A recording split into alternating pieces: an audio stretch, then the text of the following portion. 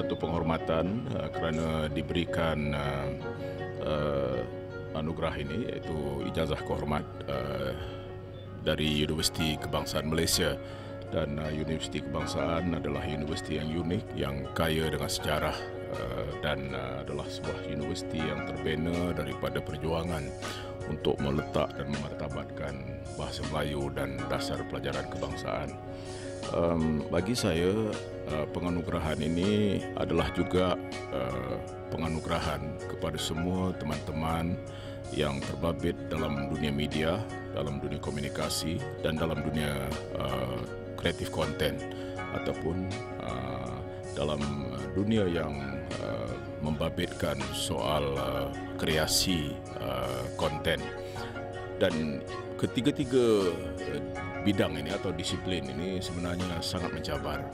Kita harus ingat bahawa dunia komunikasi telah berubah, begitu juga dunia media yang telah ditandai dengan mercu tanda baru, dengan totempul yang baru, dengan perubahan yang berlaku dalam masyarakat dan dinamisme masyarakat. Dan saya juga percaya bahawa untuk terus relevan, media harus membuat penyesuaian sesuai dengan situasi hari ini. Kalau dahulu pada zaman saya menjadi wartawan, kita membuat laporan menggunakan kaedah lama, cara dan pendekatan lama, dan kita menghantar berita ataupun laporan yang kita buat itu, dan selalunya mengambil masa, tidak ada telekomunikasi yang canggih seperti hari ini.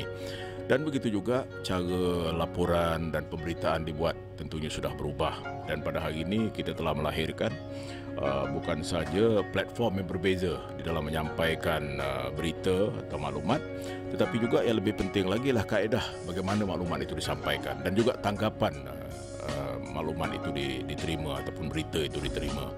Kalau kita perhatikan pada masa ini, sesiapa saja boleh menjadi wartawan. Apa yang diperlukan hanyalah sebuah smartphone, ambil gambar satu kemalangan yang berlaku, dan dalam waktu yang sama atau real time kita akan dapat melihat foto itu dipost melalui Instagram, dipost melalui Facebook atau dipost melalui Twitter, dan juga aplikasi sosial media yang lain. Jadi apa yang disebutkan sebagai citizen journalism ini sedang mengubah cara kita mengendalikan media dan sebagainya. Tetapi apa yang lebih menarik perhatian saya ialah tentang kreatif konten industri atau industri kreatif, industri kandungan ini. Ini luar biasa, potensinya cukup besar. Apa yang dapat kita lihat hari ini ialah kita melahirkan banyak kemungkinan untuk anak-anak muda terbabit di dalam industri yang sangat mencabar ini. Dan perubahannya berlaku kerana wujudnya TV 24 jam, kerana wujudnya YouTube, kerana wujudnya TV yang memungkinkan ataupun platform yang memungkinkan banyak orang baru yang tidak pernah dikenal, yang tidak kita ketahui sebelum ini, ataupun yang tidak mungkin menjadi terkenal. Contohnya ialah Susan Boyle. Ini seorang wanita 50-an yang ditemui sewaktu Britain Got Talent misalnya. Kita berjumpa dengan seorang kanak-kanak yang pada ketika itu berusia 11 tahun bernama Amira Willie Hilgen. Beliau adalah seorang kanak-kanak yang boleh menyanyi seperti Maria Callas, menyanyi lagu-lagu opera misalnya. Dan kita memungkinkan kelahiran misalnya orang seperti Psy di Korea Selatan, yang hanya dengan satu posting Gangnam Style telah menyebabkan 1,5 bilion orang menontonnya. Jadi ini adalah sesuatu yang luar biasa. Dan begitu juga konten dalam pelbagai platform. Misalnya sewaktu saya di Media Prima, kita memerlukan tidak kurang daripada 6,000 jam konten dalam masa setahun. Siapa nak mengisi kandungan ini?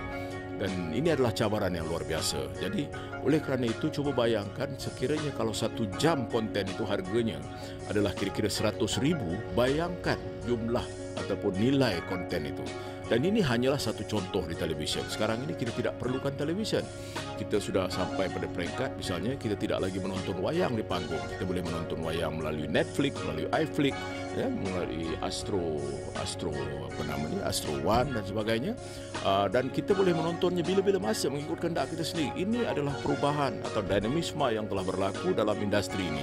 Dan saya percaya bahawa UKM melalui fakulti yang relevan dengannya boleh melihat satu agenda baru di dalam melahirkan graduan yang mempunyai pengalaman, yang mempunyai pemahaman dan juga kepakaran dalam bidang kreatif konten. Ini adalah satu segmen atau satu disiplin yang saya percaya harus diperkukuhkan.